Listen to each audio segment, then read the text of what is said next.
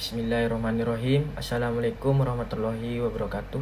Perkenalkan, nama saya Arvin Asyaria Munsi dengan NIM 210605110043 dari jurusan Teknik Informatika Universitas Islam Negeri Maulana Malik Ibrahim Malang.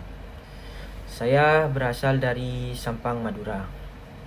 Pertama-tama, saya ucapkan puji syukur kepada Allah Subhanahu wa taala atas kesempatan yang diberikan kepada saya hari ini. Dan sholawat serta salam kita sampaikan kepada Nabi besar Muhammad sallallahu alaihi wasallam. Tidak lupa juga para sahabatnya serta kita umatnya di akhir zaman. Semoga Tuhan selalu memberikan keberkahan kepada Anda semua yang sudah bersedia meluangkan waktunya untuk mendengarkan saya. Sudah 2 tahun virus COVID-19 ini ada di Indonesia. Banyak masyarakat yang terkena dampaknya. Bahkan ekonomi negara pun juga terkena dampaknya. Berbagai upaya dilakukan pemerintah untuk menekan persebaran COVID-19 ini. Mulai dari PSBB, PPKM, penerapan prokes 5M, vaksinasi, dan banyak lainnya. Di sini saya akan membahas prokes 5M dan pentingnya vaksinasi. Protokol kesehatan 5M terdiri atas: yang pertama, mencuci tangan. Rutin mencuci tangan hingga bersih adalah salah satu protokol kesehatan yang cukup efektif untuk mencegah penularan virus corona. Disarankan untuk mencuci tangan setidaknya selama 20 detik menggunakan sabun dan juga air mengalir setelah melakukan kegiatan di luar rumah. Hal ini digunakan untuk membunuh virus dan kuman-kuman lainnya yang ada di tangan. Jika tidak ada air, mungkin bisa menggunakan hand sanitizer, lebih praktis. Setidaknya dengan kadar alkohol 60%. Yang kedua adalah memakai masker. Memakai masker dapat mencegah penularan dan penyebaran penyakit dan menurunkan risiko diri kita terpapar virus corona melalui droplet. Yang ketiga adalah menjaga jarak. Menjaga jarak minimal 1 meter dengan orang lain untuk menghindari terkena droplet dari orang yang bicara, batuk atau bersin, serta menghindari kerumunan, keramaian, dan berdesakan. Bila tidak memungkinkan melakukan jaga jarak, maka dapat dilakukan berbagai cara seperti rekayasa administrasi dan teknis lainnya. Rekayasa administrasi ini dapat berupa pembatasan jumlah orang, pengaturan jadwal, dan sebagainya. Sedangkan rekayasa teknis antara lain dapat berupa pembuatan partisi, pengaturan jalur masuk dan keluar, dan sebagainya.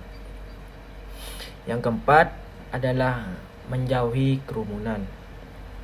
Selain 3 hal di atas, menjauhi kerumunan merupakan protokol kesehatan yang juga harus dilakukan. Menurut Kementerian Kesehatan Republik Indonesia, masyarakat diminta untuk menjauhi kerumunan saat berada di luar rumah. Ingat, semakin banyak dan sering kamu bertemu orang, maka kemungkinan terinfeksi virus corona pun semakin tinggi. Oleh sebab itu, hindari tempat keramaian, terutama bila sedang sakit atau berusia di atas 60 tahun. Menurut riset, lansia dan pengidap penyakit kronis memiliki risiko yang lebih tinggi terserang virus corona ini. Kemudian, yang kelima adalah mengurangi mobilitas. Virus penyebab corona bisa berada di mana saja. Jadi semakin banyak diri kita menghabiskan waktu di luar rumah, maka semakin tinggi pula terpapar virus jahat ini. Oleh karena itu, Bila tidak ada keperluan atau keperluan yang mendesak, tetaplah di rumah aja. Menurut Kemenkes, meski sehat dan tidak ada gejala penyakit, belum tentu kita itu pulang ke rumah dengan keadaan yang masih sama atau tidak membawa virus. Pasalnya, virus corona dapat menyebar dan menginfeksi seseorang dengan cepat.